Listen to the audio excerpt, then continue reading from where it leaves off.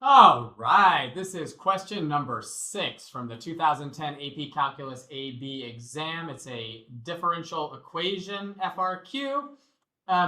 And we've got a differential equation, dy dx equals xy cubed. And it says it also satisfies that the second derivative is y cubed equals 1 plus 3x squared y squared. And then y equals f of x is some function that is the solution to our differential equation with this initial condition that f of 1 is 2. So part A just asks, and it's pretty standard part of these differential equation questions, to write an equation for a tangent line to the graph of f of x at 1. So we just need to use the given point 1, 2, and the slope of f of x at 1, which comes from dy dx evaluated at the point 1, 2. So dy dx at 1, 2, well, that just equals 1 times 2 cubed, which is 8. So our slope is 8, and the point is the point 1, 2. So we have y minus 2 equals 8 times x minus 1. And you can leave it in point slope form. They usually add the 2 over to the other side, just so it says y equals. But this form's fine. You could put it into slope-intercept if you want, but you'll get 2 points for this. 1 for the right slope here, and 1 for the right equation. And oftentimes they'll ask you to use that to approximate some value. And in fact, I think that's what they asked us here in B. So it says use the tangent line equation from part A to approximate f of 1.1. So f of 1.1, well, is going to be approximately equal to, right? If we use that equation, right? We had y minus 2 is equal to 8 times x minus 1. So we're just going to replace the x with 1.1. And so we have y minus 2 equals 8 times 1.1. Well, 8 times 1.1 minus 1, which is just 0.8. And we add the 2 to get 2.8. And we can, y is 2.8. And then it asks us, is this approximation greater than or less than f of 1.1? And so now we have to take the second derivative into account, right? We know if a function is concave up, the tangent line, if I could actually make it a tangent line, there we go, is always below the true value of the function. And if it's concave down, then the tangent line is an overestimate. We know that the second derivative is y cubed times 1 plus 3x squared y squared. If I evaluate that at the point 1, 2, we're clearly going to get something that is positive, right? We don't need to really figure out the value. We get 2 cubed, which is 8, times 1 plus 3 times 1 times 4, right? Which is clearly greater than 0. So f of x is concave up. And if it's concave up, right, then that means that our approximation is actually going to be an underestimate, right?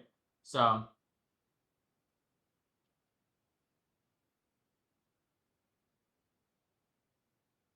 we can say, so our approximation is less than the true value of f of 1.1. And you get 2 points for this, 1 for the approximation itself, and 1 for less than, with the reasoning having to do with it being concave up. And then for part C, we have we're just asked to find the particular solution, which means we have to separate the variables, since this is a separable differential equation, and integrate. So we'll have dy over y cubed equals x dx. We'll just divide by y cubed and multiply by dx. And we get 1 point for separating the variables. We now integrate both sides. The integral of y, 1 over y cubed, is the same as the integral of y to the negative 3 dy, which just kind comes out to, we'll go up to y to the -2 and divide by -2. So we've got, if we go up to y to the -2 and divide by that -2, we get -1 over 2y squared, right? Because y to the -2 drops to the denominator, plus a constant that we're not going to write, because we're also going to have a constant on the other side with our x squared over 2. And constants on both sides of the equal sign, one can be subtracted to the other to give you just one constant on one side. We get 1 point for having the antiderivatives, 1 point for just having the plus c. And then we immediately solve for c by plugging in 1 for x and 2 for y. Right? So we'll have -1 over 2 times our y value of 2 squared is equal to 1 squared over 2 plus our constant. Right? So really what we've got here is -1/8 equals 1/2 plus c.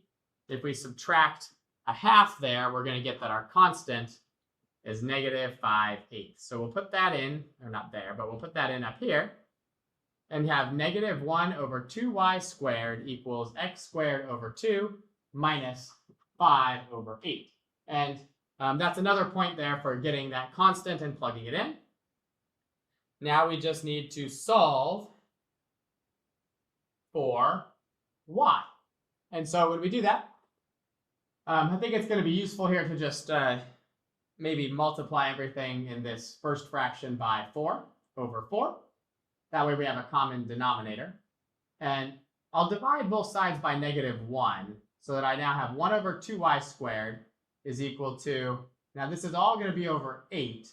And instead of 4x squared minus 5, when I multiply by -1, it's going to be 5 minus 4x squared. Now we can just take our reciprocals on both sides. And then we'll divide by 2. And 8 divided by 2 is 4. So we have 4 over 5 minus x squared. And then we'll square root. So we end up with y equals, and we can square at the top and get 2, but the bottom needs to stay inside of a square root. We forgot my 4 there. We'll keep that. And normally when we square root, we get plus or minus. But we'll note that when we plug in 1, we need to get a +2. And so we don't really want the plus or the minus there. We just want the positive square root. Because if I put a negative there, we're going to get -2 instead of +2. And that is the final answer for part C of this differential equation FRQ. And on the scoring guidelines, you'll probably note they probably put the interval on which it's valid for, but that's not required. They didn't ask for it, so no points associated with that. And that's it. That's the 5 points for part C on, like I said, this differential equation FRQ, which is number 6 from the 2010 AP Calculus AB exam. All right, this is question number 5 from the 2010 Form B AP Calculus AB exam. It's a differential equation FRQ. And the first thing that it asks us to do here is to sketch a slope field for this differential equation at the 12 indicated points, and then we're going to sketch a solution curve that goes through one of the points here. So we'll start off with the slope field itself. So we might notice that if x equals -1, then dy dx is going to equal 0. And so we can immediately go in all these places where x is -1, we can just put slopes that are 0. The only caveat would be here if they'd asked us to do it at -1, 0, because then y would also be 0, but luckily they didn't ask us to do that. So that's a good start.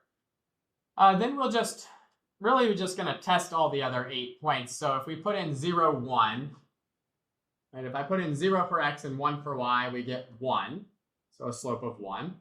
And if we do 0, 2, well, then we're going to get 1 over 2, so we're going to get a little bit less steep slope.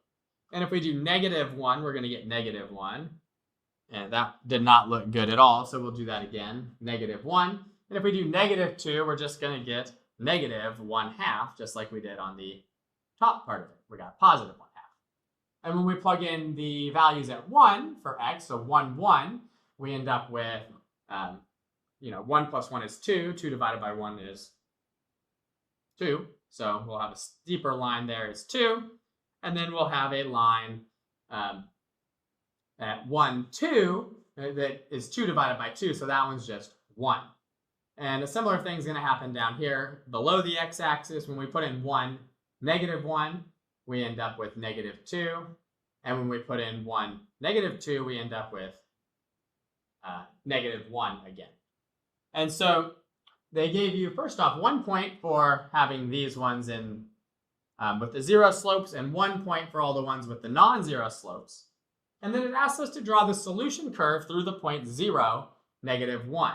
Well, at the point 0, negative 1 here, we might notice that the slope is supposed to be negative 1 there and negative 1 down at 1, negative 2, which perhaps is going to lead us to believe, and rightly so, that if I were to set dy dx equal to negative 1, that would mean x plus 1 over y is equal to negative 1. Or I could multiply by y to get negative y is equal to x plus 1, or y is negative x minus 1, which is exactly what this line, this is not the solution curve, but this line, y equals negative x minus 1, has a slope of negative 1. And every line on it also has a slope of negative 1. And so the solution curve through anything on that line should just be that line. And so we should draw it looking just like that. And we want to make sure that at this point right here, we have a hole. We don't actually get to that point, right? Because we know that the slope there, the derivative is undefined. So we're not really sure what's going on there. So let's not include that point as part of it. And you get a third point there for sketching that solution curve. So 3 points there in part A.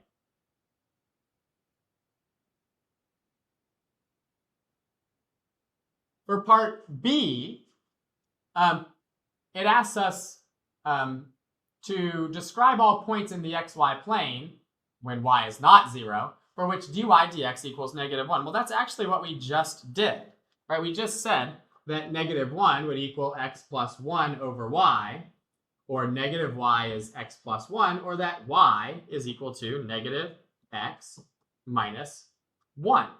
Right? So as long as y is equal to negative x minus 1 with y not equal to 0, then dy dx is equal to negative 1.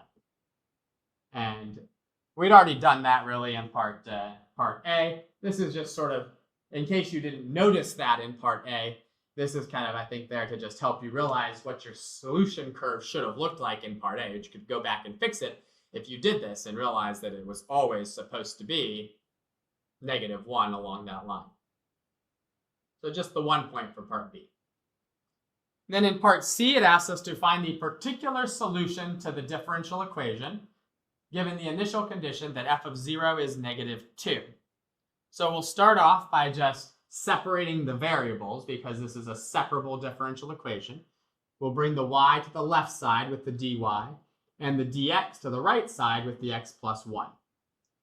Just separating the variables is enough to get you 1 point here. Then you're going to integrate both sides. Y squared over 2 equals x squared over 2 plus x. Noting that both sides do get a constant, but you can subtract the constant on the left over to the constant on the right, leaving us with just a singular constant on the right. And they gave you 2 points here, 1 for the correct integrals and 1 for just writing plus c. And they kind of stopped giving you the point just for writing plus c, but you never know. You might, you need it anyway, so you got to write the plus c. Then we'll use our initial condition that when x is 0, y is negative 2. So negative 2 squared over 2 equals 0 squared over 2, which is 0 plus c. We end up with a constant of 2, which we'll plug in here to get y squared over 2 equals x squared over 2 plus x plus 2, which gives us our fourth point, right? We've use the initial condition to get a new expression. And so now we will just finish solving this for y. We'll multiply everything by 2 to get y squared equals x squared plus 2x plus 4. And then we square root. And when we square root, we get positive or negative square root of x squared plus 2x plus 4. But we can't leave both the positive or the negative there. We have to decide which one it is. And the only way we can do that is by looking at our initial condition, that when I plug in 0 for x, I need to get negative 2 for y. Well, if I'm going to get negative 2 for y, I can't have a plus sign out in front of that integral. I have to have the negative sign out in front of that integral. And so we're only going to choose negative square root of x squared plus 2x plus 4. That gets you the fifth and final point there for question number 5. This differential equation FRQ from the 2010 Form B AP Calculus AB exam. All right, this is question number 5 from the 2011 AP Calculus AB exam. It's a differential equation FRQ, and it's kind of one of these real-world situation ones. So we have at the beginning of 2010, we have a landfill that has 1,400 tons of solid waste. Just lovely. And that's our initial condition there. And they tell us we have an increasing function W that models that total amount of the solid waste at the landfill. And they are estimating that W satisfies this differential equation, dW dt equals 1/25 of W minus 300 for the next 20 years. W is in tons, T is in years from the start of 2010. And the first thing it asks us is just to use the line tangent to the graph of W at T equals 0 to approximate the amount of solid waste that we'll have after 3 months, right? And they even give you a note here that that's when T is equal to 1/4 because T is measured in years, right? So they tell us that 3 months is 1/4 in case we didn't know there were 12 months in the year. So to write the equation of a tangent line, right, at any line, we need 2 things. We need a point and a slope.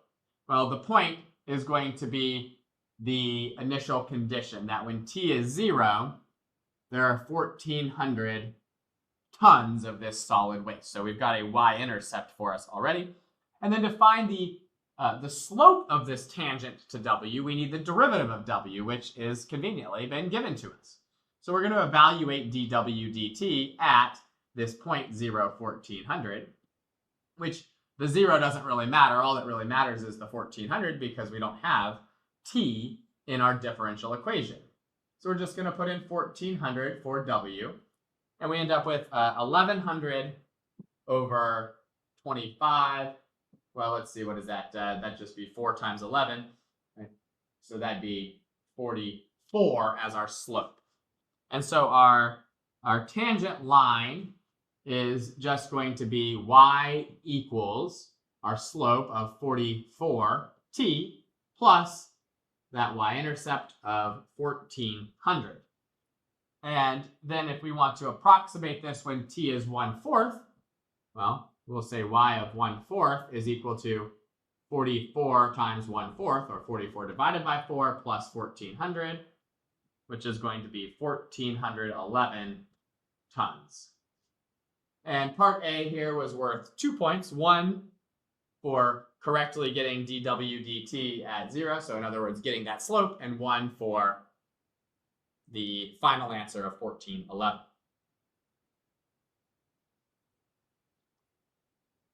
In part B here, it asks us to find the second derivative of W with respect to T in terms of W, and then use it to determine whether our answer is an under or overestimate from part A. The second derivative tells us if a function is concave up or concave down. And we can note that a tangent line on each of these is either an under or an overestimate, right? If we have a function that's concave up, like the top picture I just drew, then the tangent line always lies below the function. It always lies below the true value. So it's an underestimate if the function is concave up, and it's an overestimate if the function is concave down, because then that tangent line is always above the function. So To find this derivative, we just need the derivative with respect to t of our differential equation. So of 1/25 of w minus 300. Well, if I have a constant multiplying through the function, that can just stay, and I should probably write that this is our second derivative, right? So this is going to be 1/25 of the derivative of w minus 300.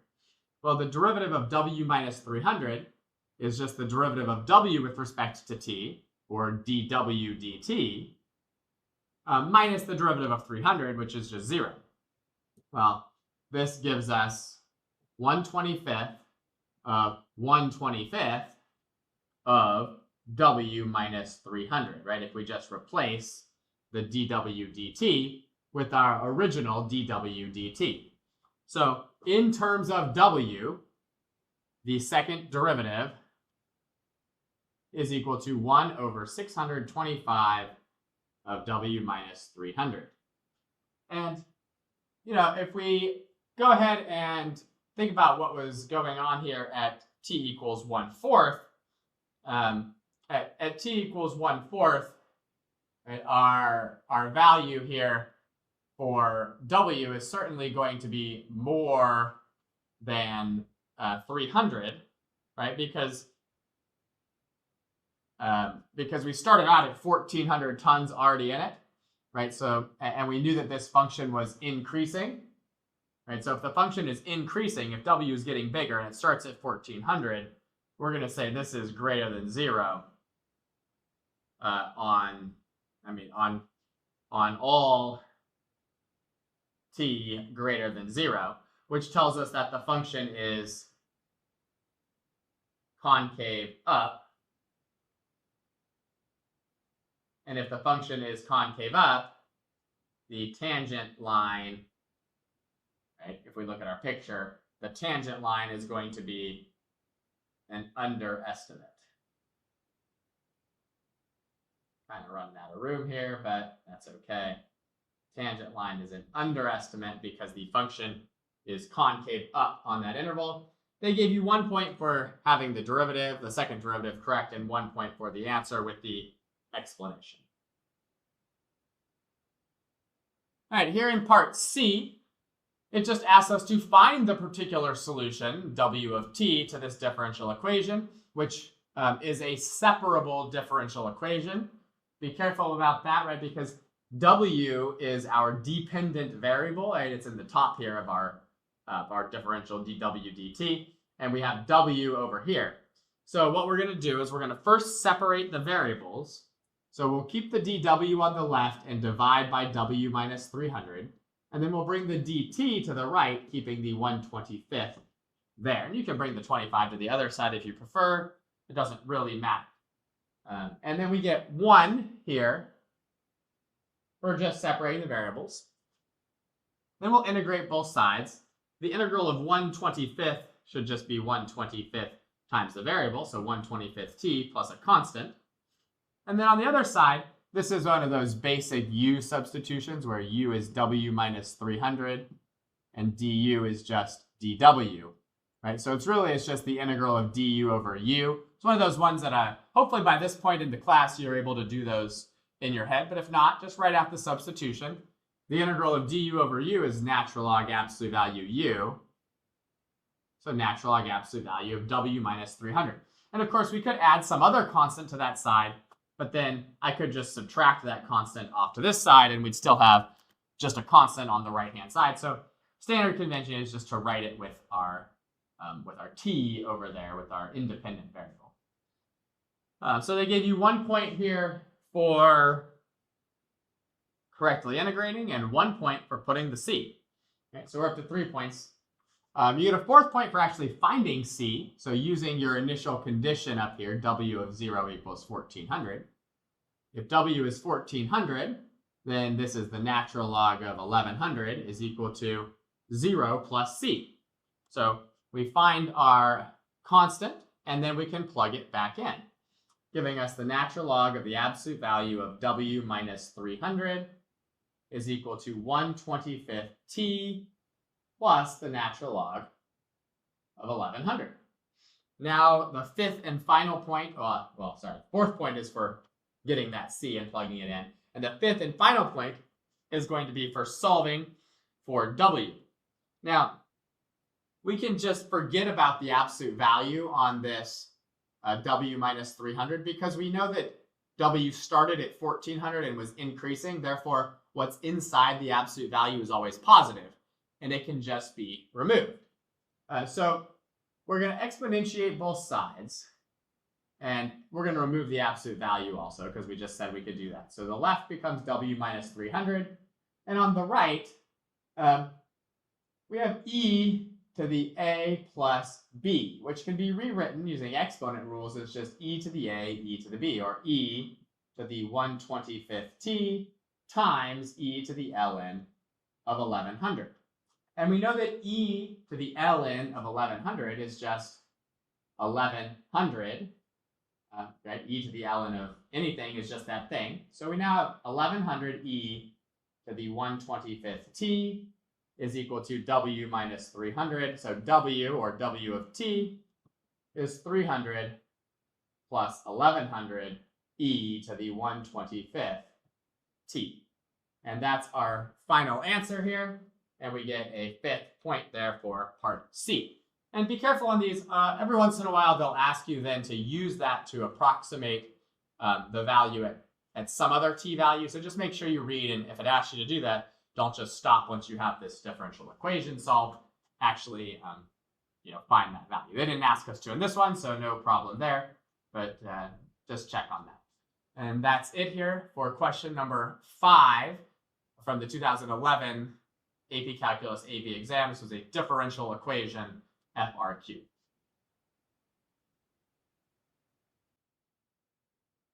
All right, this is question number 4 from the 2011 Form B AP Calculus AB exam. It's a differential equation FRQ, but it's a little different from some of the other differential equation FRQs. It kind of resembles a little bit of one of the function FRQs as well. But they give us a differentiable function f that we say has a domain of all positive reals. And we know that its derivative is 4 minus x times x to the negative 3 for all x greater than 0. And so we want to find the x-coordinate of the critical point. And note that it's just saying that there's 1. And determine whether that's a relative max, a relative min, or neither for the function f. So normally we would look for when the derivative is equal to 0 or when the derivative is undefined on our domain to find the critical points. Well, x to the negative 3 is like 1 over x cubed, so 0 would make it undefined, but we know that x has to be greater than 0, so that doesn't really matter. And then we'll just, for this, we'll say never on x greater than 0 here. And then for when is f prime equal to 0, well, really the only thing we can do with that is just set 4 minus x equal to 0, which gives us a critical point of x equals 4. And so they gave you 1 point there for just finding that critical point. And then you want to determine if it's a relative max, min, or neither. And so we can just make a little sign chart here, even though the sign chart's not the full justification. We're going to have to write a little something out. If I plug in something that's positive to x to the negative 3, right, the x to the negative 3 portion, x to the negative 3 is always going to be a positive number. So really all I care about is the sign of 4 minus x. And for numbers between 0 and 4, 4 minus x is positive. But for numbers greater than 4, like 5, 4 minus x is negative. So we can see that the function itself increases and then decreases, right? F will increase and then decrease. So what we'll say is that on 0 to 4,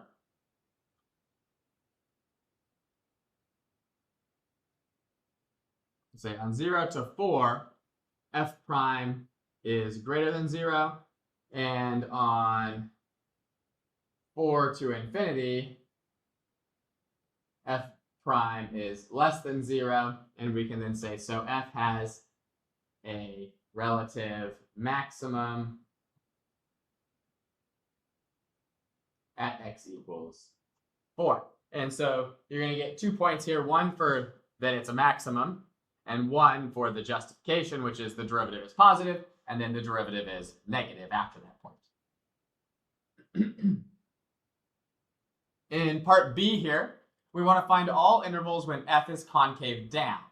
So f will be concave down when its second derivative is negative.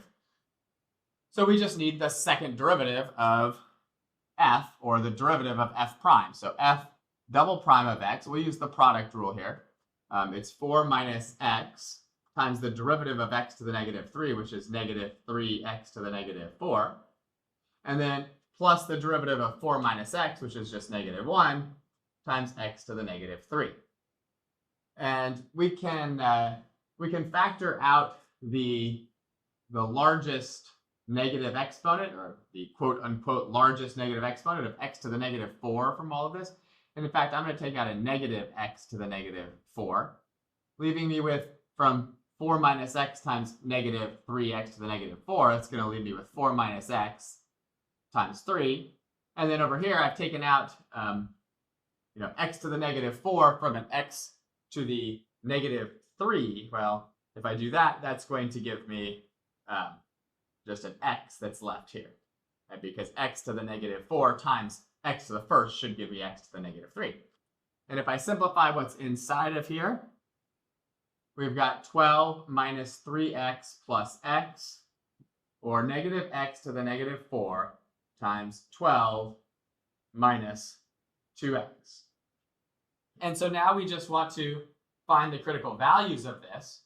Well, for x greater than 0, right, and we can rewrite this also as negative of 12 minus 2x over x to the 4th.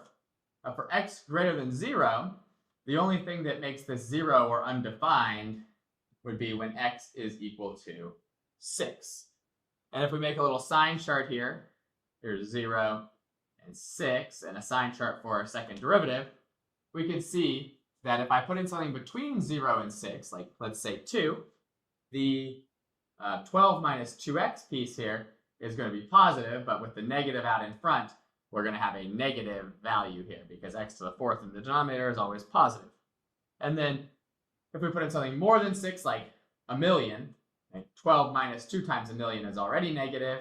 This other negative makes it positive, and so we're positive on that interval, and therefore we are concave up.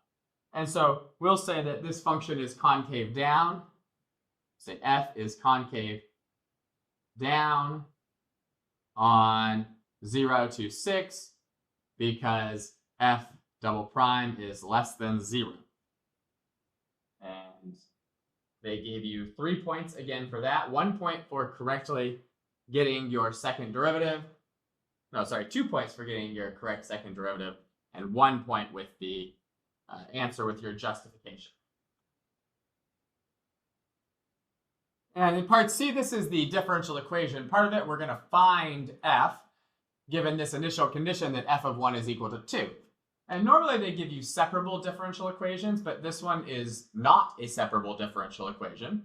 Right? It's just all in terms of x. So what we want to do is we want to integrate this. Well, the easiest way to integrate this is going to be to just distribute that x to the negative 3. So we'll have 4x to the negative 3 minus x to the first times x to the negative 3 is x to the negative 2 dx. And so then we'll just integrate this. And when we integrate this, and you could do this as a definite integral also if you wanted to, from 1 to x, but I prefer to do it as an indefinite integral and then just find the c value. You can go up to x to the negative 2 and divide by negative 2. So we're going to get negative 2 x to the negative 2. And then for the other one, we'll go up to x to the negative 1 and divide by negative 1. So plus x to the negative 1 plus some constant. And so that's what f is going to equal. And so we need to then evaluate this. Right? We're going to have, we'll say y equals this here. And when x is 1, y needs to be 2. So we'll say 2 is equal to negative 2 over 1 squared plus 1 over 1 plus c. Or we end up with 2 equals negative 2 minus 1 plus c. 2 equals negative 3 plus c. And then when we add that 3 over, we just end up with a constant here of 5. Oh, not minus 1, it's plus 1 here. So let's go back and fix that. I lost my minus sign there. So we end up with negative 2 plus 1 is negative 1 plus our c. So c is equal to 3. We'll just go back and plug it in here. F of x is equal to negative 2x to the negative 2 plus x to the negative 1 plus 3. And they again gave you 3 points for this one. They gave you 1 point for setting up the integral, 1 point for doing the antiderivative correctly, and 1 point for successfully finding c, which we almost didn't do because we lost a sign there, and getting your final answer. And that is the end of this differential equation FRQ number 4 from the 2011 Form B AP Calculus AB test.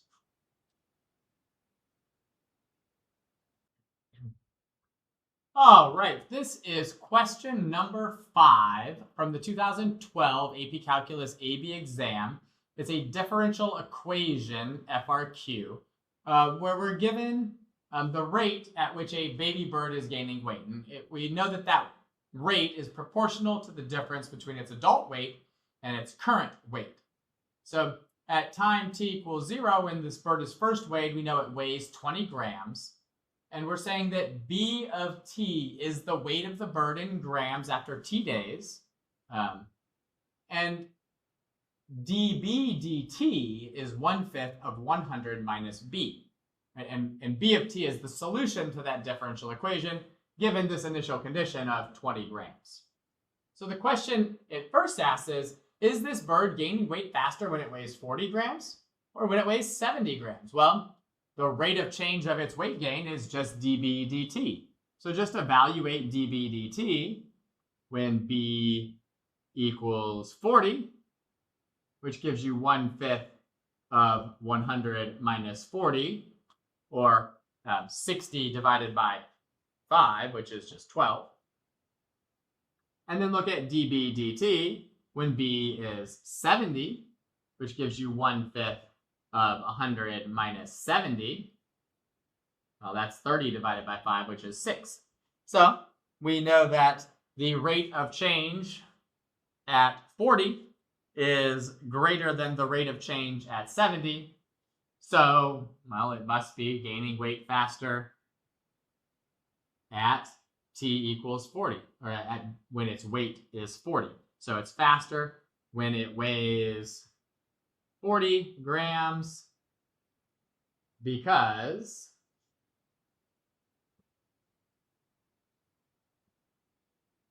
and it might be good to write something like dB dt at b equals 40 is greater than dB dt when b equals 70.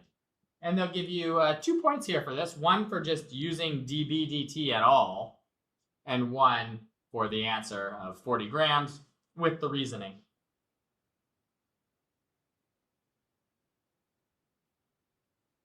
In part B, it asks us first to find the second derivative of b with respect to t, and then interpret this graph using that second derivative. So our second derivative here is just the derivative with respect to t of 1/5 of 100 minus b. Well, 1/5 is just a constant, so we can leave that as being multiplied by 100 minus b. And then the derivative of 100 minus b with respect to t is just negative dB dt. The 100 goes away, right, because it's the derivative of a constant. And then the derivative of negative b with respect to t is negative dB dt. So in terms of b, that's 1/5 of negative dB dt, or negative 1/5 of 100 minus b. Which, if you want to, you can rewrite it as negative 1/25 of 100 minus b. So that's our value, or our function, for our second derivative. Now, you get a point just for getting that expression. And then it says use that second derivative to explain why the graph of b cannot resemble this graph. And so the second derivative tells us if the function is concave up or concave down. And if we're looking at weights that are less than 100, any weight less than 100, which is everything that's shown in the graph, if b is less than 100, then we can see that db dt is always going to be less than 0. Or sorry, not db dt, but the second derivative of b with respect to t is going to be less than 0. So the graph should be concave down, but we clearly have a section here that's concave up. So we can say, but it has a concave up section. So the question is, I guess the question didn't ask us can it, it just says explain why it cannot. So that's our reasoning. It should be concave down, but it's got a concave up section. And that's your second point here for part B.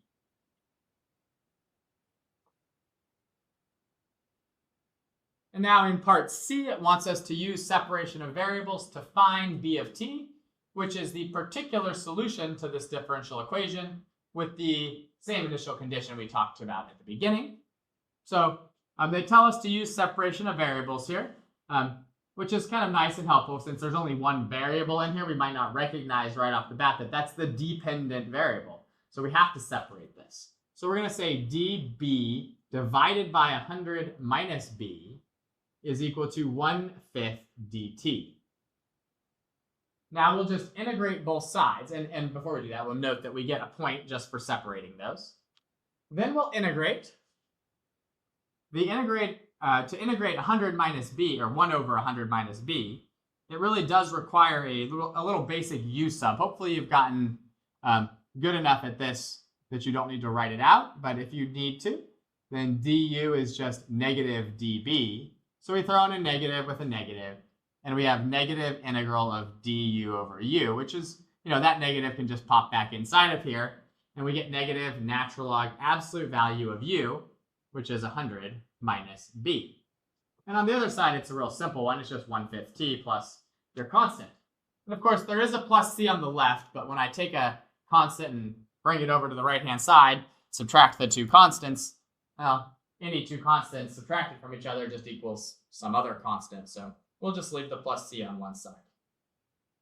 They give you 1 point here for correctly getting both of those antiderivatives. And they gave you 1 point actually for just having the plus c. Then to get the fourth point, you need to use the initial condition to actually find c. So b is 20, so we'll have negative ln of 100 minus 20, which is 80, is equal to 1/5 of 0, so just 0, plus c. So we've got our constant of negative ln 80. We'll put that in. We'll rewrite this as negative natural log absolute value of 100 minus b is equal to 1/5 t minus the natural log of 80. That is worth a fourth point here. And now we get our last point for solving for b. So we'll start off by noting, we'll start off just by getting rid of the negative sign. So we got natural log absolute value of 100 minus b is equal to ln 80 minus 1/5 t. When we exponentiate both sides, right, we get absolute value of 100 minus b is equal to e to the ln 80 minus 1/5 t. Right? Well, that's the same as e to the ln 80 times e to the negative 1/5 t, just using exponent rules. And e to the ln of 80 is just 80. So we end up with 80e to the negative 1/5 t. Now, when we clear off the absolute value, normally we put a plus or minus on the other side. And then, use the initial condition to see which we need. But we know that our b values are always between 20 and 100 here. right? Because it was pretty clear that like the weight of this bird was never going above 100. And so we can just say that the stuff inside of this is always going to be positive. So when we take the absolute value of it, it's just going to stay positive. So we have 100 minus b is just equal to 80e to the negative 1/5 t. And you can, if you want to check that, you can check that. Just plug in your initial condition of 0 for t and 20 for b, and you'll see that, it still satisfies it. But if you try to put a negative in front of the 80, it doesn't satisfy. You get 100 minus 20 equals negative 80. Now we just solve for b. So in order to do that, we'll add the b to the right and subtract the 80e to the negative 1/5 t to the left, giving us b is equal to 100 minus 80e to the negative 1/5 t. And that is the final point for the last part of this differential equation FRQ, question number 5 from the 2012 AP Calculus AB exam. All right, this is question number 6 from the 2013 AP Calculus AB exam. It's a differential equation FRQ. And in part A, it's just asking us to write an equation for a line tangent to the graph of f at 1, 0, where y equals f of x is the particular solution to this given differential equation that goes through the point 1, 0. Right? And we'll note that this is a separable differential equation because it's a product of x and y. Right? It's got our dependent variable in it, and it's not like an addition or subtraction between the two different variables. It's a product or a quotient of it. It happens to be a product here. So in order to write the equation of a tangent line, we need two things, right? We need a point, which is given to us, 1, 0, and we need a slope. Well, the slope of the solution to this differential equation should come from the derivative of that solution. Well, the derivative of that solution is our differential equation. So we need to evaluate dy dx at the point 1, 0. If we put in 0 for y, we get e to the 0 times 3 times 1 squared, or 3 minus 6. So we just get negative 3 here as our slope. And we'll write our equation using point slope form, which really there's no y1, it's just 0. So we'll have y minus 0 is equal to our slope of negative 3 times x minus 1. And that's our tangent line equation. And then they want us to approximate f of 1.2. So that should be approximately equal to negative 3 times 1.2 minus 1. Well, 1.2 minus 1 is 0.2. Multiply it by 3 and you get negative 0.6. And part A there was actually worth 3 points. Pretty quick 3 points. 1 for getting the slope here, 1 for the equation, and 1 for the approximation. And this far back, back to 2013, they sometimes just had 2 parts for the differential equation questions. They're usually a little bit longer nowadays. But for this one here, the second part is just asking us to find that particular solution. So in other words, they want us to solve this separable differential equation, which means we need to separate the variables first. So we'll do dy divided by e to the y is equal to 3x squared minus 6x dx, right? Bring the dx to the right and bring all the y terms over to the left. And you get 1 point just for correctly separating the variables. Another easy point there. Then they want you to integrate both sides, of course, because that's how you solve a differential equation. Noting that on the left-hand side, this is an integral of e to the negative y dy. And hopefully you can do that integral in your head, but if not, note it's a u substitution where u is negative y and du is negative dy. So if you just put a couple of negative signs there, it becomes negative integral of e to the u, which is just negative e to the u, or negative e to the negative y, plus some constant. Now we don't really need to write that constant because we're going to integrate the other side and have a constant on it also. And moving one constant to the other side just gives us a singular constant on one side. So we're just going to put that constant all the way on the right-hand side. So the integral of 3x squared is x cubed. And the integral of negative 6x is negative 3x squared. And now we'll throw that constant in. And they actually gave you 3 points for all of this. 1 for the correct integral here, 1 for the correct integral here, and 1 for literally just writing plus c. Then they give you a 5th point for correctly finding c by using your initial condition, right? That when x is 1, y is 0. So we have negative e to the 0 equals 1 cubed, or 1, minus 3 times 1 squared, or 3, plus c. So we now have negative 1 equals negative 2 plus c, or that our constant is just equal to 1. And if we plug that back in here and rewrite this as negative e to the negative y is equal to x cubed minus 3x squared plus 1, we get a 5th point here. Now we just need to solve this for y. So we'll divide everything by a negative first. So e to the negative y is equal to negative x cubed plus 3x squared minus 1. We'll take the natural log of both sides, giving us negative y, because the natural log of e to the negative y is just negative y, is equal to the natural log of negative x cubed plus 3x squared minus 1.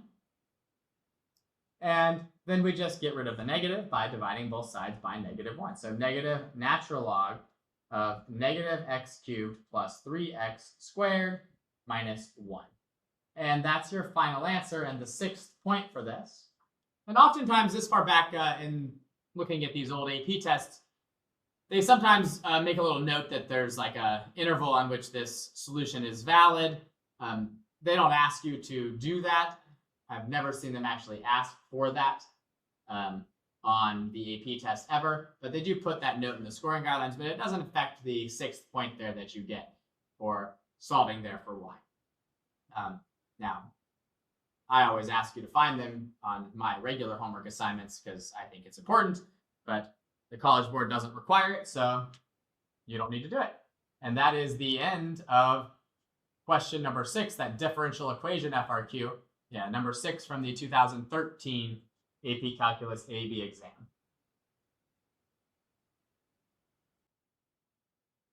Oh, right. This is question number 6 from the 2014 AP Calculus AB exam. It's a differential equation FRQ, where they give us the differential equation dy dx equals 3 minus y times cosine x, right? Which is a separable differential equation because it's a product of x and y.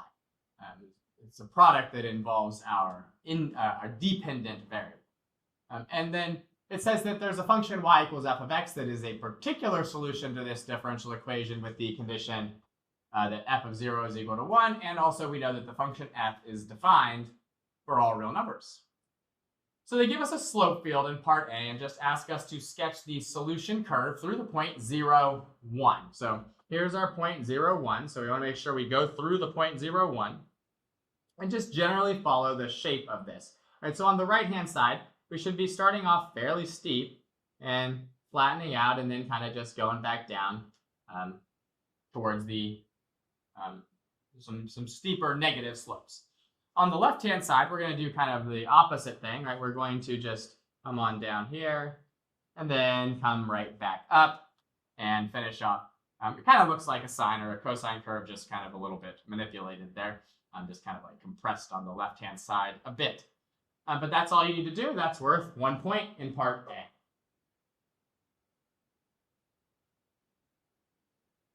For part B, it just asks us to write an equation for the line tangent to the solution curve in part A at the point 0, 1, and then use it to approximate f of point 2. So in order to write a tangent line equation, we need both a point, which is given to us, and a slope. And since it's a slope for a tangent to the solution curve, right, a tangent to y, then its slope should just be from dy dx. So we just need to evaluate dy dx at the point 0, 1 to find our slope.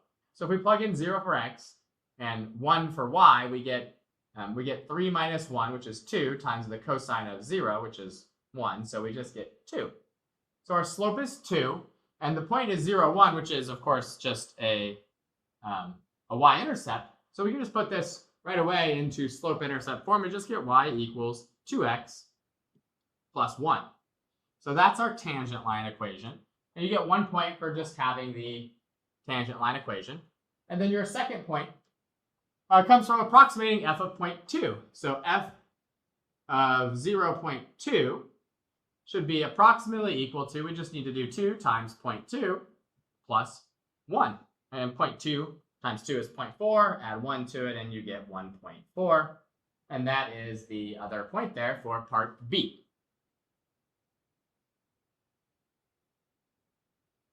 And now for the last part, in part C, it's going to ask us to find the particular solution.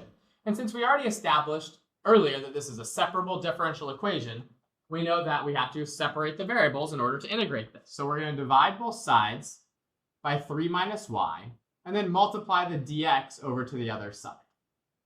So we have dy over 3 minus y equals cosine x dx. And whenever we have these separation of variables differential equation FRQs, you get a point just for doing that, just for separating those variables. Then we're going to integrate both sides. Now, the integral of cosine is just sine, so that's fairly straightforward. Sine x plus a constant. The other side, make a little note here that it's kind of like a u sub, right? It's u equals 3 minus y, where du is negative dy, which we don't have. So we got to throw a negative inside and a negative on the outside. And so when we do that, we just end up with the negative integral of du over u, where we end up with the negative natural log of the absolute value of u. And it gets a plus c also, but we don't really write it because if we have a constant on both sides, we can just subtract one of them over to the right-hand side and end up with a constant on only one side. So for this one, they gave you 2 points, one for each of the antiderivatives. The next point you're going to get is for finding the value of c. Right? So what we're going to do is they gave you a point on this one for just having the plus c. And then the next point after those 4 points is for finding the value of c.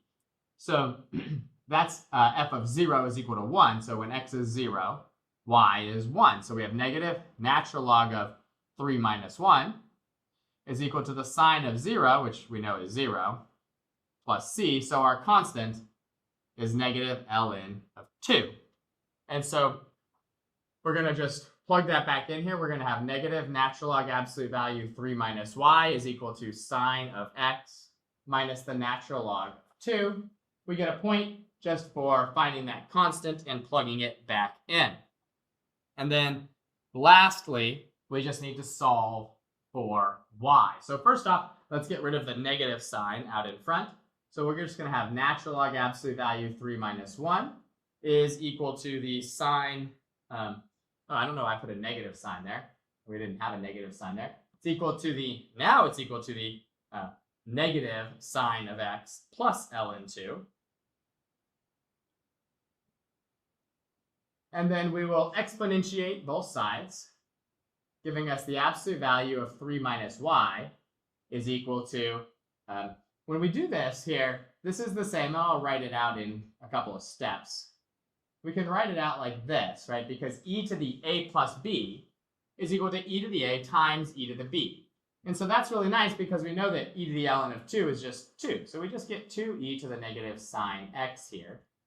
We can clear off those absolute values because we know that if I plug in 0, I need to get a positive 1, right, here for our y value. And if I put in 0 for x, this side here on the right-hand side is equal to 2. And I need to get 2 over here. So I can't take the opposite of this, right, when I take the absolute value, right? So I need to just get rid of that absolute value and keep it as a positive, right? Because the y value is 1, right? So the absolute value of 2 is just going to be 2. It's just going to be the positive version there. And so now we'll just solve for y. We can just add y to the right and then subtract the 2e to the negative sine x. So we have y equals 3 minus 2e to the negative sine of x. And that is our final answer. You get your 6th point there from part D. part C. And that is the end of this differential equation FRQ, number 6 from the 2014 AP Calculus AB exam.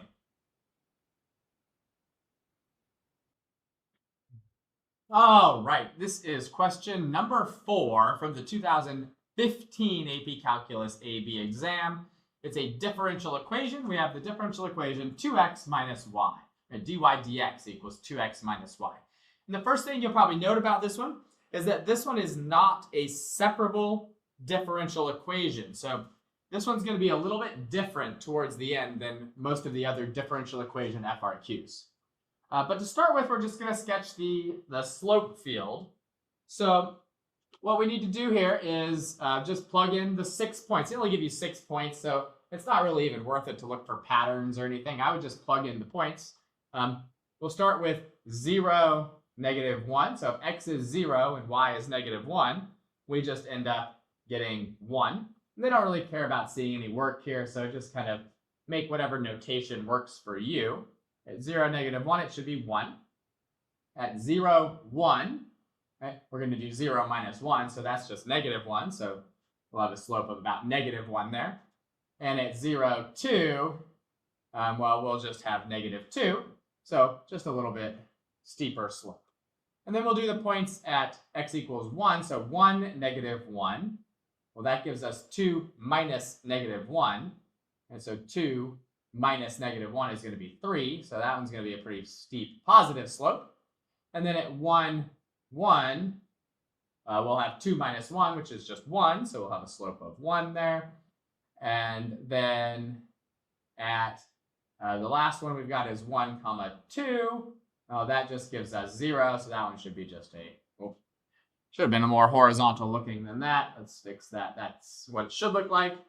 And they give you 2 points here, 1 for all of the ones where x is 0 and 1 for all the ones where x is 1. And that's it for part A.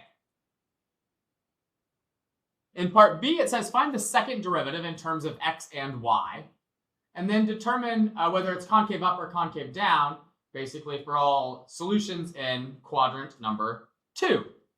So the second derivative, right, we just have to take the derivative of dy dx with respect to x. Well, the derivative of 2x with respect to x is just 2, and the derivative of minus y with respect to x is minus dy dx. But this isn't good enough, because what does it say? It says in terms of x and y.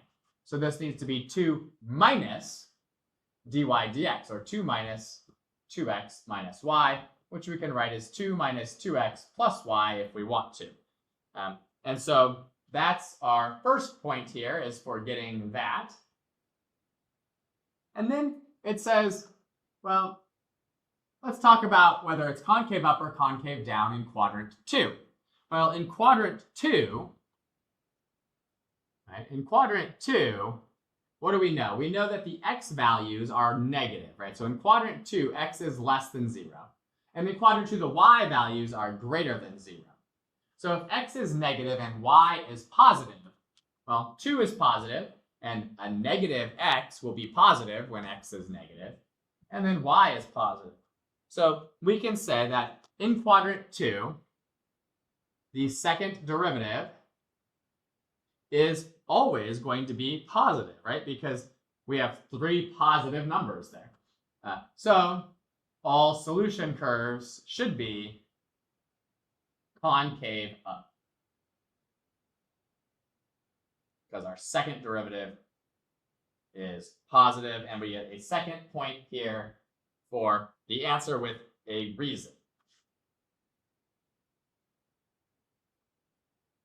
In part C, it says, let's let y equals f of x be the particular solution to this differential equation with the initial condition that f of 2 is equal to 3. And then it asks us, does f have a relative min, max, or neither at x equals 2? Well, the first thing to check to see if something has a min or a max is to see if the derivative equals 0. Right? If it doesn't equal 0, or if it's not undefined, you can't have a max or a min. So we'll evaluate dy dx at the point 2, 3. And so if we do that, if x is 2, we have 2 times 2 minus 3, which is 1. Well, we must not have either a max or a min because the derivative was not equal to 0.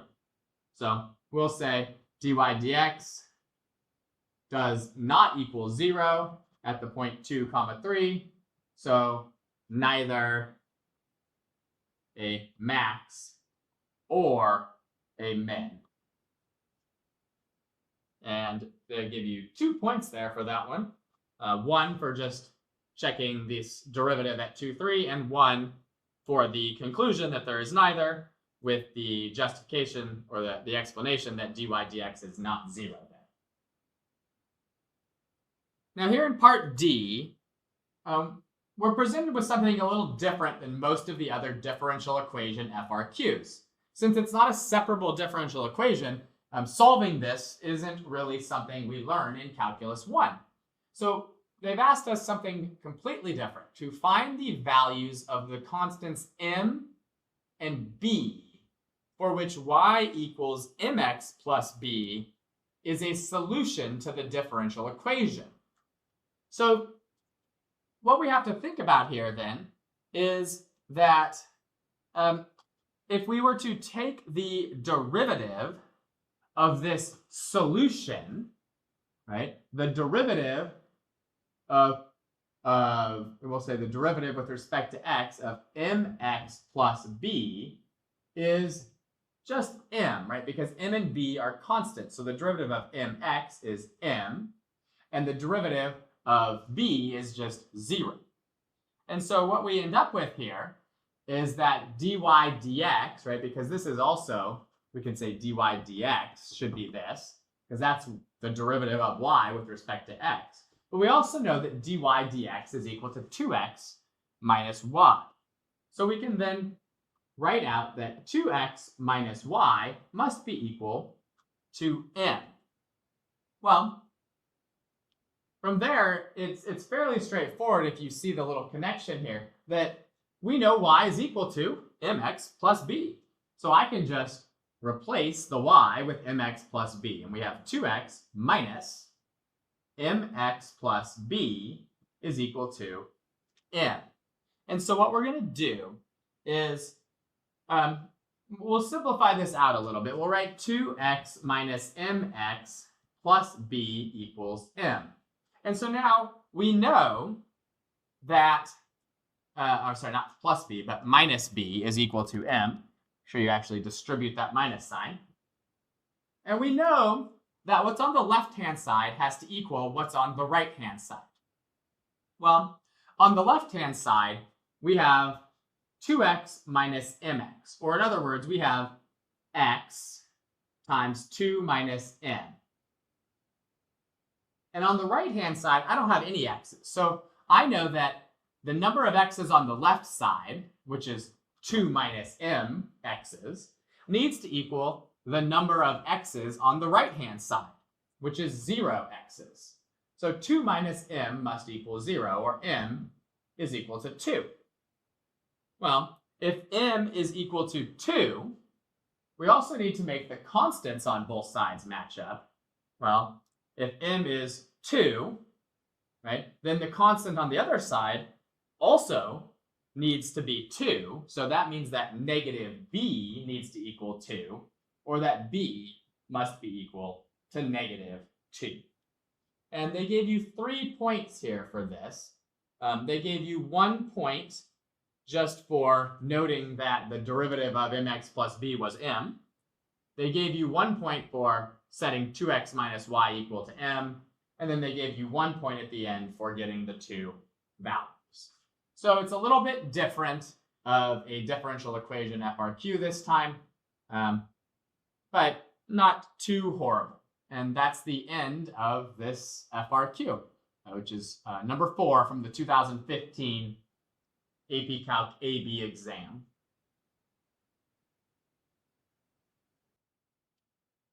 All right. This is question number 4 from the 2016 AP Calculus AB exam. It's a differential equation question. And this one starts off with sketching a slope field for the given differential equation. So the first thing to do here is to figure out when this derivative, this dy dx, is equal to 0. And you don't really need to show this, but I'm just going to say it's equal to 0 if y is equal to 0. And well, y is equal to 0 along the x-axis. So we'll have slopes of 0 at the 2 points that are on the x-axis. Right? And they actually give you 1 point for just having the 2 correct 0 slopes here. Then we just need to find all the other ones. You don't have to write it all out, but if you want to, you can. If I'm doing 0, 1, right, if x is 0 and y is 1, we get 1 squared over -1, which is -1. So we want to have a slope of about -1 there. And then at 0, 2, we're going to have 2 squared over -1, which is going to be -4. So we just want to make sure we're quite a bit steeper there. I'm not liking how I did that, but that's okay. Pretty steep there at 0, 2. And then if we're going to do 2 for x and 1 for y, we'll have 1 squared over 2 minus 1. That's just going to be +1. And then we're going to end up with 2 squared over 1, which is 4 for the point at 2, 2. So, a steep slope there of 4. And you get 1 point for the other 4 slopes. So 2 points there in part A. In part B, it says that y equals f of x is the particular solution with this initial condition that f of 2 is 3. And it wants us to write the equation of the line tangent to f of x at 2. It's a pretty common question here. And then to approximate f of 2.1 using it. So in order to write the equation of a tangent line, we need a point and a slope. Well, the point's given to us, so that's easy enough. The point we're going to use is the point 2, 3. And then the slope needs to come from the differential equation, because we're writing the equation of a tangent line to y equals f of x. And y equals f of x has this as its derivative. So we'll just evaluate dy dx at the point 2, 3. So we'll have 3 squared over 2 minus 1, which is 9. So the slope we're going to use is 9. And we'll just use point slope form. Y minus the y value of 3 is equal to 9 times the x value of 2. And any form of this equation is fine. They'll give you 1 point just right here. It's fine to leave it in point slope form. From there, we can just plug in 2.1.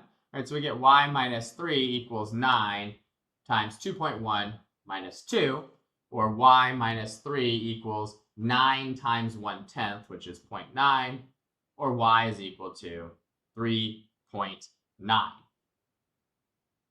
And you get a second point there for the approximation. So 2 points in part A, 2 points in part B, which means that the last part of it, point C, or part C, is worth 5 points.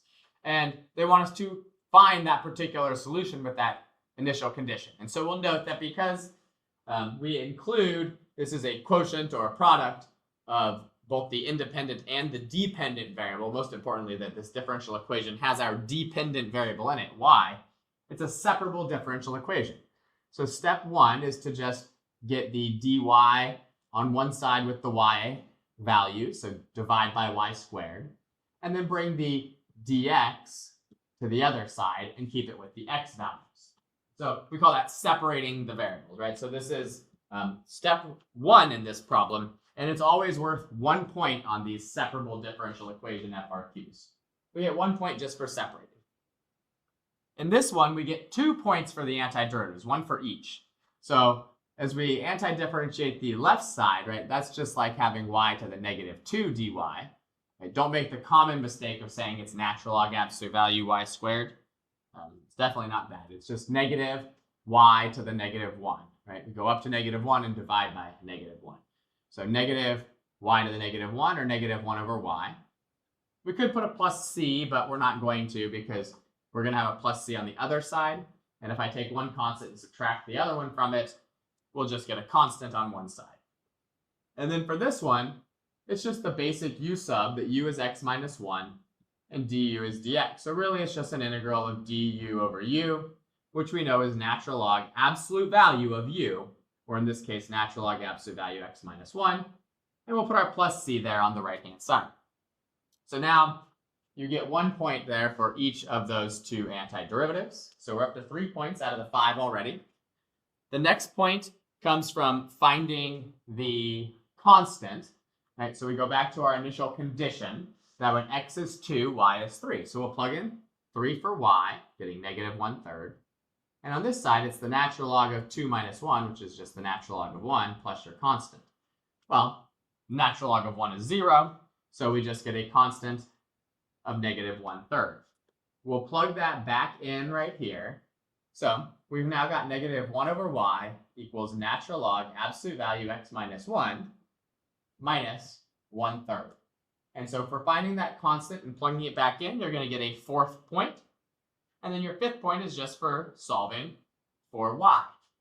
So we can get a common denominator here if we want to on the right-hand side to take the reciprocal, or if you prefer, you can just say negative y is equal to, and then you just do 1 over all of this, natural log absolute value x minus 1 minus 1/3.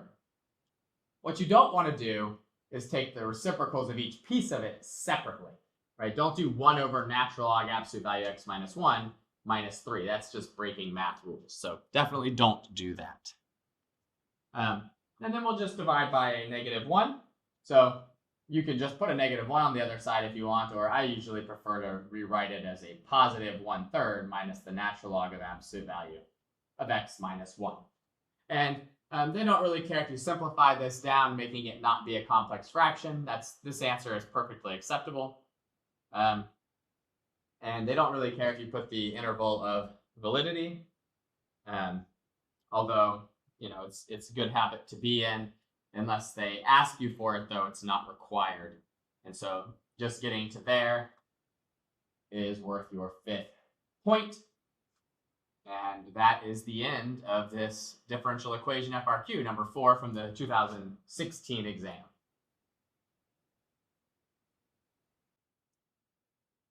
All right, this is question number 4 from the 2017 AP Calculus AB exam. It's a differential equation FRQ. And it's talking about a boiled potato that we're letting cool down.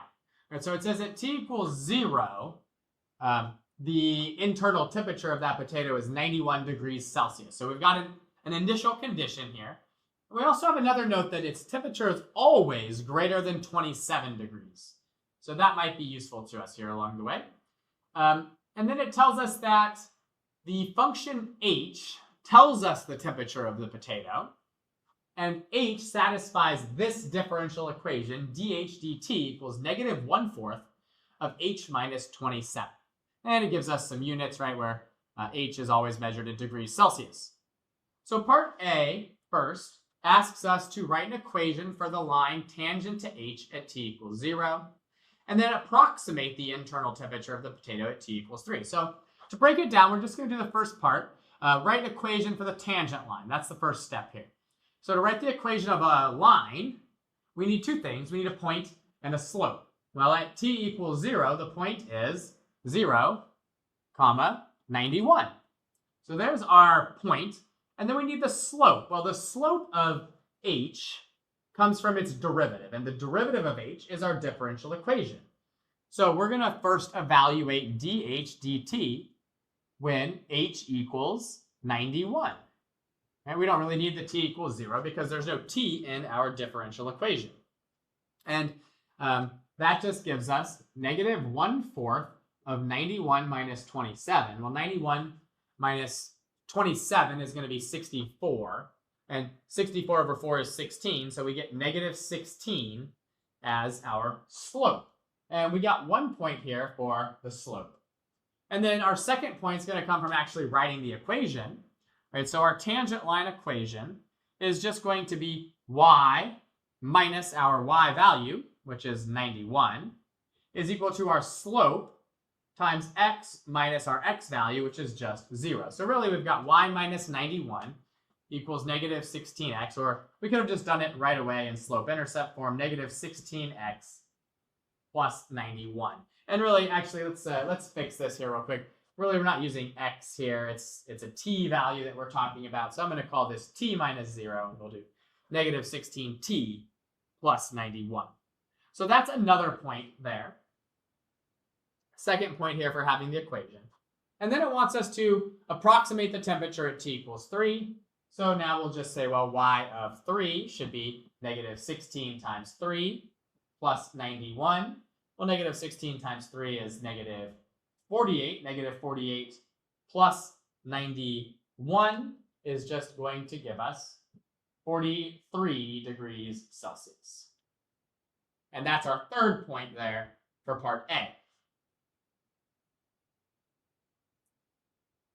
In part B, it says to use the second derivative of h with respect to t to determine whether that answer that we just found in part A is an under or an overestimate of the internal temperature. So the second derivative of a function tells us whether that function is concave up or concave down. And we kind of want to remember these two little sketches. If a function's concave up, a tangent line is always below the function. So a tangent line approximation, like we did in part A, will be an underestimate. But if the function is concave down, then the tangent line is always going to be above the line, or above the function. And so the tangent line approximation will be larger than our original function's actual value. So knowing the value of the second derivative tells us if it's concave up or concave down, which tells us under or overestimate. So now we need to find the second derivative. And remember that as you do this, we're doing it with respect to t, which means we're taking the derivative of negative 1/4 of h minus 27 with respect to t. Well, there's no t in it, so really that's like doing implicit differentiation. The negative 1/4 will just stay. Constants being multiplied by functions just stay out in front. And then we want the derivative of h minus 27 with respect to t, so that should be negative 1/4 of the derivative of h with respect to t. The minus 27 falls off because it's a constant that's being subtracted there. So the second derivative of h with respect to t is negative 1/4 of dh dt. In other words, it's negative 1/4 of negative 1/4 of h minus 27, or 1/16 of h minus 27. So that's our second derivative. And if we think back to the original problem, it told us that the internal temperature, h, is always greater than 27. So that tells us that our second derivative is always greater than 0 because h is greater than 27. And so that tells us h, since the second derivative is positive, h is concave up. And if a function is concave up, we just look over here. The tangent line approximation is an underestimate.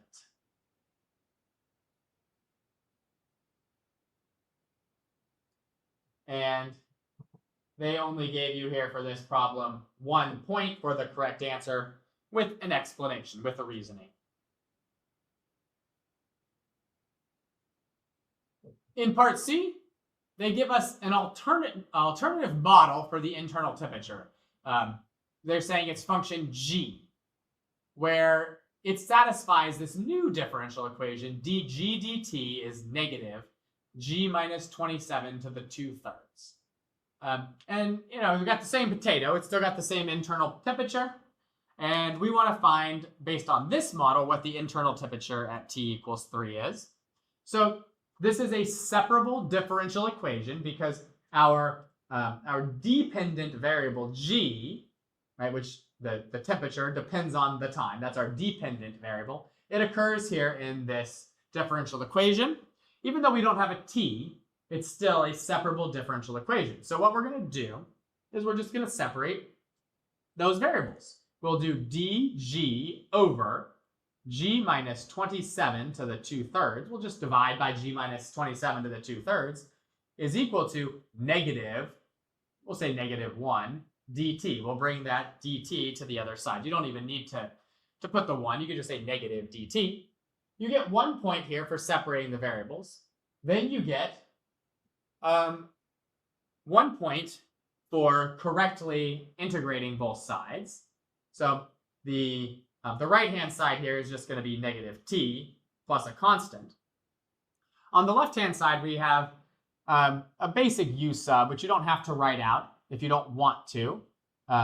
It'd be good if, by this point in the class when you're preparing for the AP test, if you can do this u sub in your head. But if you can't, that's okay. U is g minus 27. Du is just dg. So this becomes the integral of du over u to the 2/3, or just u to the negative 2/3 du. And to integrate u to the negative 2/3, you go up to u to the 1/3, right? And you divide by 1/3, which is the same as multiplying by 3. So you end up with 3u to the 1/3, or 3 of g minus 27 to the 1/3. And we don't need to put the plus c there, because if I put a c on the left side and I have a c on the right side, one constant subtracts from the other, and you're just left with a constant on one side. So we can just leave it this way. So you got 1 point for correctly anti-differentiating both sides. Next step is always to find your constant. So we know that when t is 0, g is 91. So we have 3 times 91 minus 27 to the 1/3 power equals 0 plus c, or just c. 91 minus 27 is 64. And the cube root of 64 is 4. And 3 times 4 is 12. So we get c equals 12. So we'll plug that back in here. Once we've got that, we have 3 times g minus 27 to the 1/3 power equals negative t plus 12, or I'll just write 12 minus t. Now, we'd like to cube root, but we can't do that until we divide by, not cube root, but cube. We'd like to do that, but we have to divide by the 3 first, so we get g minus 27 to the 1/3. Fix that. 1/3 is equal to 12 minus t over 3.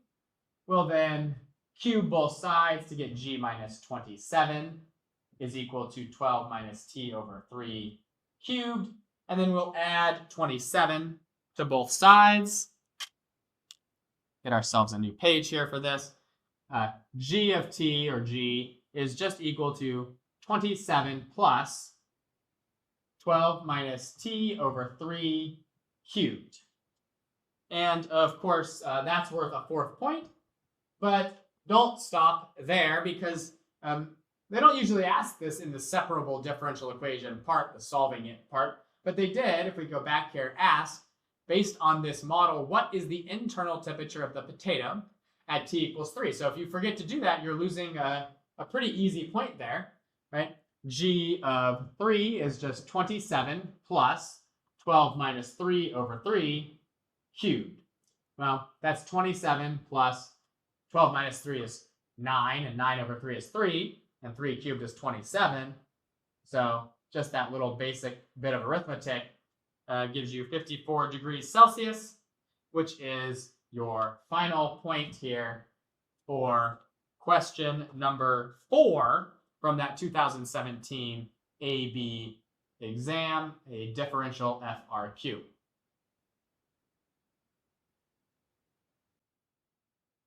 All right, this is question number 6 from the 2018 AP Calculus AB exam. It's a differential equation FRQ. And we're given the differential equation dy dx equals 1/3 x times y minus 2 squared. And they give us a slope field for it. And it says, sketch the solution curve that passes through the point 0, 2 and through the one that goes through the point 1, 0. So for 0, 2, we can see that all along that horizontal line at y equals 2, all the slopes are 0. So there's no option other than to just draw a horizontal line directly through y equals 2. And right there, that's worth 1 point. The other one says to follow it through the point 1, 0. So we just have to kind of generally follow the trajectories of those slopes. So we're starting off at about a slope of 1, but then it kind of flattens out as we go up. So it's going to kind of just sort of look like this over here. And then down here, it's going to flatten out to 0 and then kind of go back up and be pretty symmetrical there on the other side.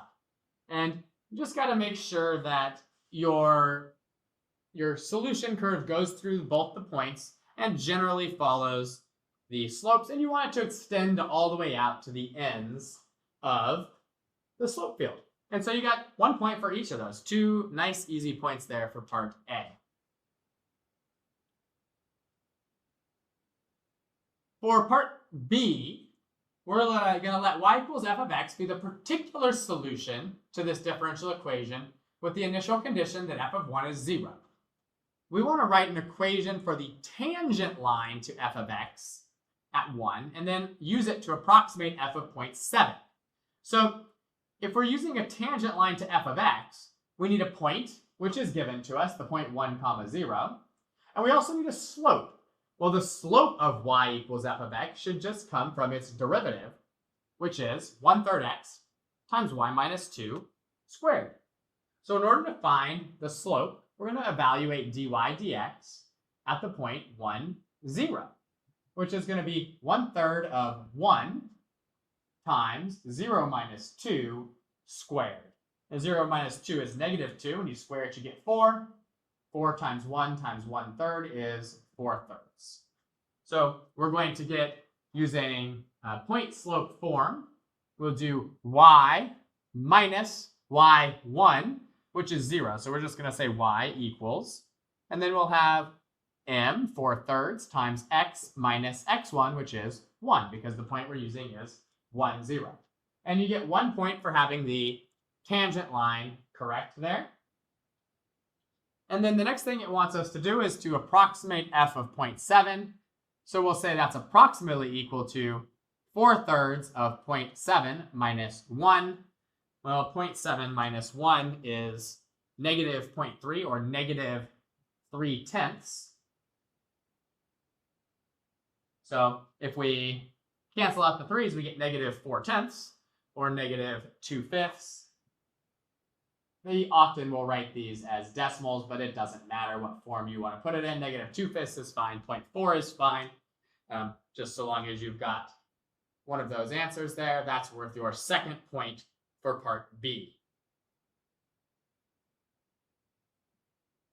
And in part C, it wants us to find the particular solution with that same initial condition. In other words, it wants us to solve this differential equation. Since this differential equation contains both x and y, it contains a product or a quotient of our two variables, it is a separable differential equation. And step 1 is just going to be to separate the variables. So we'll start with dy over the y minus 2 squared. Right? We'll divide both sides by y minus 2 squared to get all the y's on the left side with the dy. And on the right-hand side, I'll keep my 1/3, which could move to the other side, but it doesn't really matter. And I'll keep my x, and I'll move my dx over to the right-hand side. And you're going to get 1 point there just for separating the variables. Then we're going to integrate both sides. Sometimes this is worth 1 point. Sometimes it's worth 2 points. In this case, each antiderivative is worth a point.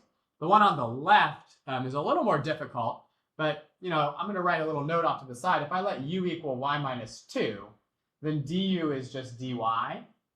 And so I can really rewrite that as an integral of du over u squared. And be careful not to make the mistake of saying that's natural log absolute value of u squared. That's not true.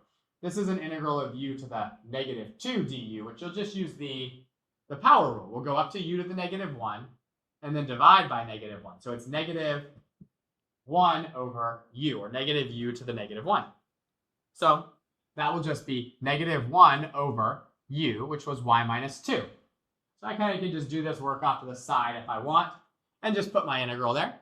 Of course, there's always a plus c, but since there's going to be a plus c on the other side, and a constant minus a constant is just a constant, I'm going to just ignore the one on the left, and you can do that, and to just put one on the right-hand side. And on the right-hand side, the integral of 1/3 x, we just go up to x squared and divide by 2. So that'll be x squared over 6 plus our constant. And so right there, we've now got 3 points on this problem, 1 for each integral, and 1 for separating the variables. Now I recommend always solve for your constant next. It's usually the easiest way to go about it. So plug in 1 for x and 0 for y because of your initial condition.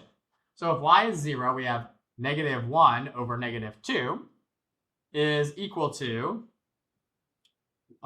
we had 1 for x, so 1/6 plus our constant. Well, negative 1 over negative 2 is just 1 over 2. So really all we have to do is 1 over 2 minus 1 over 6 to find our constant. And a half is 3/6. So if we subtract 1/6, we get 2/6 for our constant. 2/6 is the same as 1/3. So our constant will be 1/3.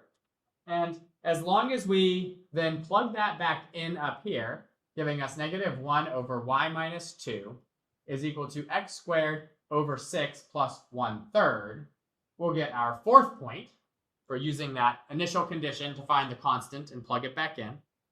And then our fifth point is just for solving for y. And so we'll start off here. I think it's going to be easier if we get a common denominator here. So 1/3 is just the same as 2/6. And then I can just sort of bring all of that together, right? This could be negative 1 over y minus 2 is equal to x squared plus 2 over 6. And so we can just take a reciprocal here.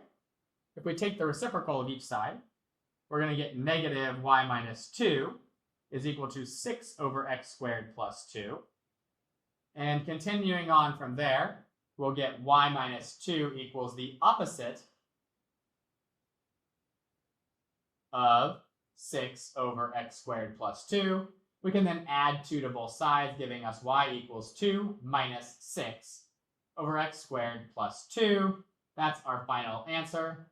And that gives us the fifth point for part C here. And we'll note that the separable differential equation is always worth at least 4 or 5 points.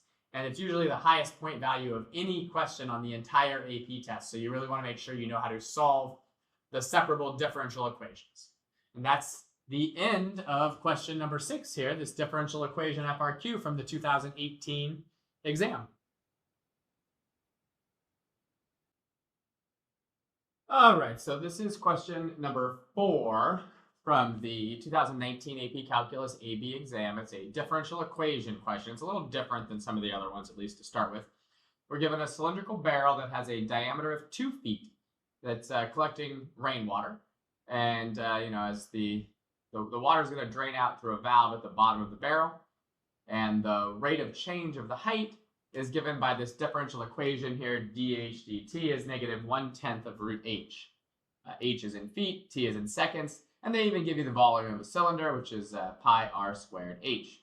Or in our case, since the radius here is just 1, right, if the diameter is 2, the radius is 1, then the volume is just going to be pi h. Since the radius is 1, square 1, we just get 1. So the volume is just going to be pi h at any given time. And this question, first off, asks us to find the rate of change of the volume of the water in the barrel with respect to time, and the height is 4 feet. So, well, we just really want to take the derivative of the volume with respect to time. So dv dt is just going to equal pi times dH dt, right? It's a related rate question. And so pi times dH dt is just going to be pi times negative 1/10 times the square root of h. And they tell us that h here is 4. So that'd be the square root of 4. Or we end up getting, negative pi over 5, right? Because the square root of 4 is 2. 2/10 is a fifth. So we have negative pi over 5. And our units here are going to be feet cubed per second. Right? Since t is in seconds and h is in feet, the volume is going to be in cubic feet per second. And they give you 2 points for this. 1 for correctly getting that dv dt was pi dH dt, and 1 for the correct answer with the units. Make sure you have the units because it has told you to indicate the units of measure.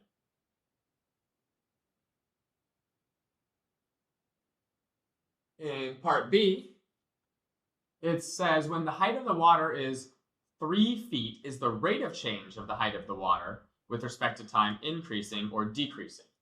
So we want to know, is the rate of change of the height of the water, which is dH dt, increasing or decreasing? In other words, we want to know, is dH dt increasing or decreasing? So in order to figure out if something, in this case dH dt, is increasing or decreasing, you need to find its derivative and see if its derivative is positive or negative. So we want to find the second derivative here. So the derivative of dH dt, well, negative 1/10 is just a constant, so we'll leave that there. And then the derivative of root h is 1 over 2 root h. But since we're doing it with respect to time, and this is a variable of h, we have to also multiply by dH dt. So in this case, we end up with negative 1/20th, and then a root h also in the denominator, and then times dH dt. Well, dH dt is negative 1/10 of root h in the numerator. So we end up with just 1 over 200. And since we know that 1 over 200 is a positive value, right, we could say that the rate of change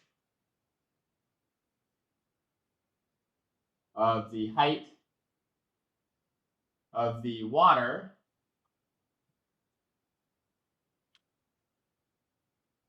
is increasing when h equals 3, because the second derivative is greater than 0. And that would earn us actually 3 whole points for this question. So the first point was earned from correctly taking the derivative of the h part, or the negative 1/10 root h part. And the second point was for actually having this dH dt attached to it. And the third point is the correct answer with an explanation.